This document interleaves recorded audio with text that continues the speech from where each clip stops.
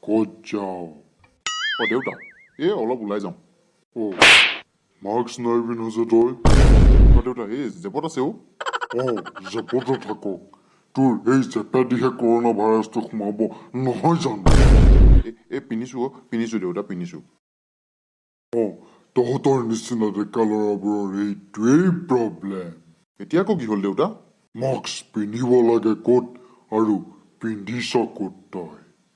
মই তোক উদাহৰণ এটা দিওঁ শুন ষ্টাৰ্ট হৈ গ'ল আৰু এতিয়া তই যদি তোৰ জাঙিয়াটো নুনুটো উলিয়াই পিন্ধ তেতিয়াহ'লে জাঙিয়া পিন্ধা কিবা লাভ আছে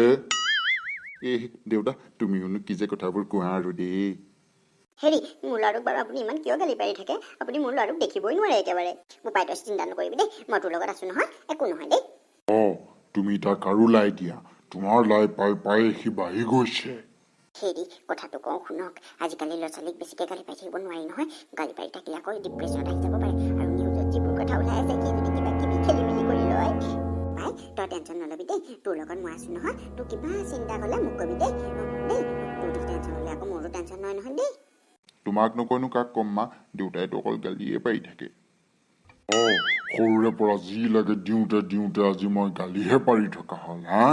হা হৈ গ'ল আকৌ ষ্টাৰ্ট হৈ গ'ল কি কলি তই কি কলি